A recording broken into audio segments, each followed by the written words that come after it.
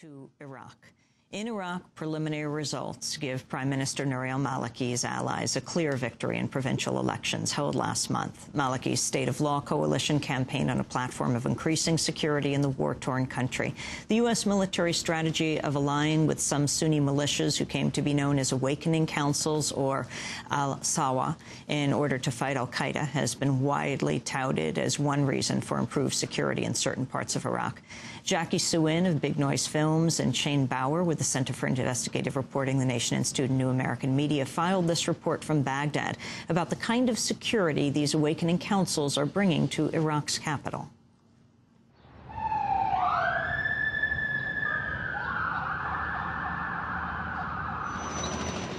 In 2006, the American military and Iraqi police could hardly enter Baghdad's Dora neighborhood without being peppered with bullets. But in 2007, the United States forged an alliance with its former enemies, offering money and military support in exchange for a promise to fight al-Qaeda. My name is A C Thompson, and I'm an investigative reporter. I work for a company called ProPublica, and we produce investigative stories in collaboration with major media outlets like the New York Times and the U.S. Public Broadcasting System's Frontline show. And for many years, I lived in the Bay Area of California and was working as a reporter there and started hearing about this young man, Shane Bauer, who had been all over the world and was doing really interesting reporting, primarily photojournalism at that point. And his name kept coming up in my circle of friends, fellow journalists, and I was very intrigued to meet him. So I made some connections with people for him, with editors for him to help him do that. And he could have done it on his own, obviously, but there were some people he was interested in working with that I made some introductions for him with. He was the best prepared young reporter I had met in ages, and it was really impressive to me.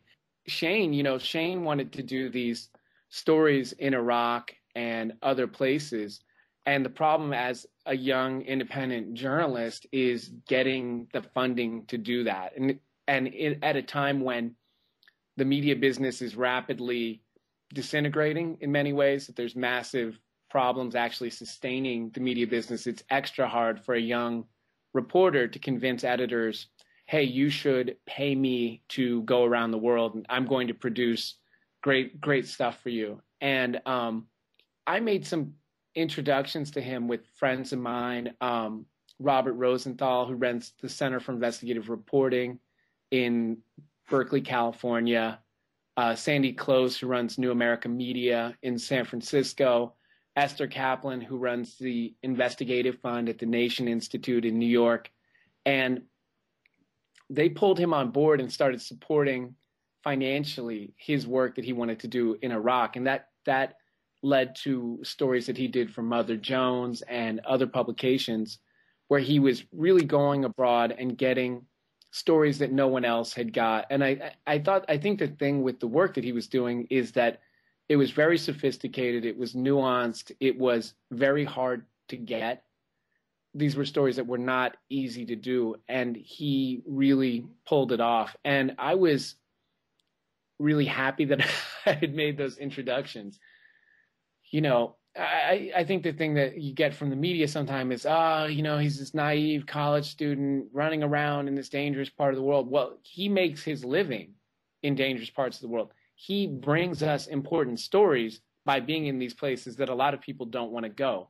And I don't think that it's, and I think that's a service, but I don't think that he's a person who takes undue, insane risks at all. That's not my impression of how he does his work. I obviously would recommend him to any editor, to any producer who is looking for a real journalist who can do it all. And you hear a lot about those kind of people in media circles. Oh, the new breed. He actually is that new breed. And he's a great example of people that really can do all that and fulfill that promise.